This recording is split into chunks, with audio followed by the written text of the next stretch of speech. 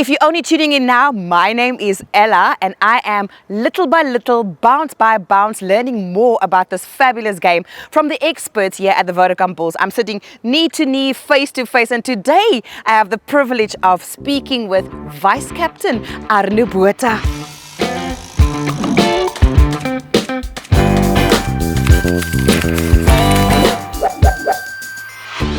Arno Botha.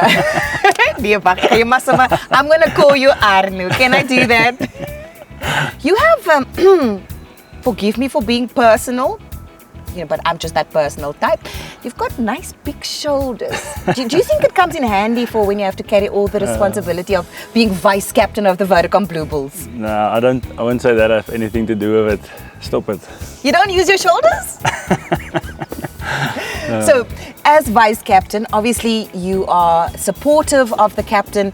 Do you ever know in advance when you're going to have to step in? No, I won't say we'll ever know in advance. It's, when Marcel goes off, then he'll come to me or Elias will tell me, okay, it's your responsibility now. It doesn't happen a lot because he normally stays on for 80, so that helps, and yeah, it's good to have him there then. So when you step in there, in the heat of the game, how do you adjust from being the flank? Because you stay the flank anyway, no? But now you also have the added responsibility of taking care of the team and leading them possibly to a victory. How do you do that? Like I say, it's not really too much about decisions. That happens as a team. The fly-off normally makes a lot of calls, and the team has a very good feel. We do preparation before the game, and we know what we want to do where. So for me, the biggest thing when the responsibility comes onto me, it's just to perform as a leader, not just to talk as it, and be an example for the players more so than to talk about the calls and show polls or penalty kick or whatever. So I'm also a leader, but that's mostly when I'm dancing, because I like making sure that nobody steps on my toes, because men can must do that.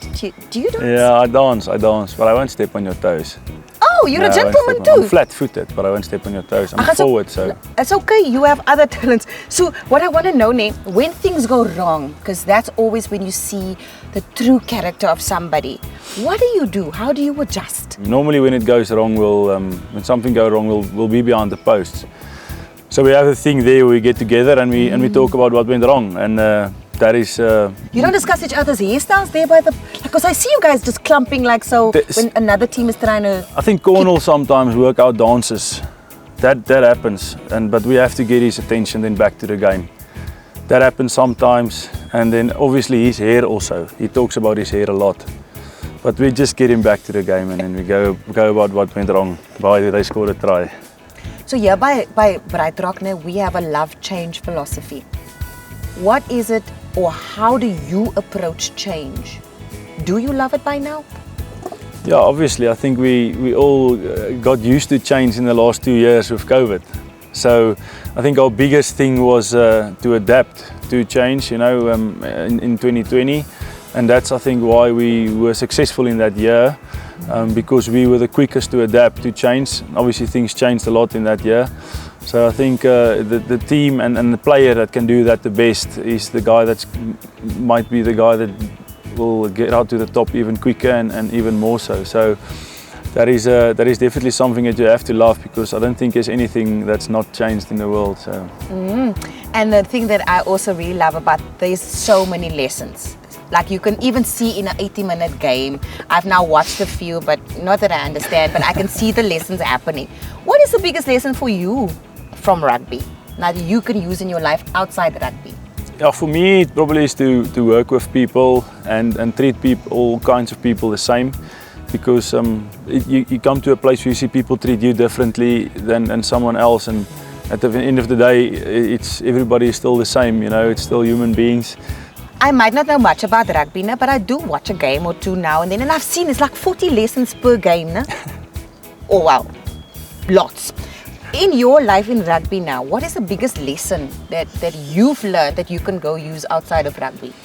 Yeah, for me it probably is how to work with people and different kinds of people, and to treat people the same. because you see sometimes how people treat you and someone else just because maybe they think something about you, and it's not always the right thing. So just to treat everybody the same, and yeah, that's probably one of the biggest things I've learned in the time being a rugby player. Arno, but now, life can't just be about rugby, talking about rugby, thinking about rugby, practicing rugby.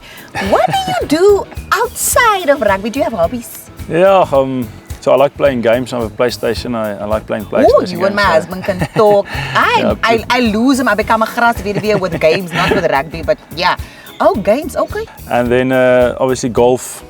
I like playing golf. Not that much anymore. After 5 years, if you don't get better at something, then I'll probably say you'll need to leave it. No, I have not gotten better at rugby in here. I still am. There's always hope. Arno, never give up. Is my philosophy, never give up. If at first you sound stupid, go again. Yeah, and then fishing and hunting and being outdoors is also fun for me. So yeah, it's a few things. It sounds all like quiet things outside of other people that you do outside of rugby. I didn't want to say that, but now that you mentioned it. No, I can see quiet for you. We all need a bit of space. Yes. Like I go into my kitchen and dance by myself, so I completely relate. But for so lekker chatting to you. Thank you, same. I'm going to be able to see now on your face when you are stressed and taking responsibility and when you are just playing. Arno, thank you so much for coming to share your tips of how to be a leader in making. I really appreciated that. Thank you. Thank you guys for joining us. See you next time for more life lessons from the field made just for you by Bright Rock. From me, Ella. Bye-bye, change lovers. Keep bouncing.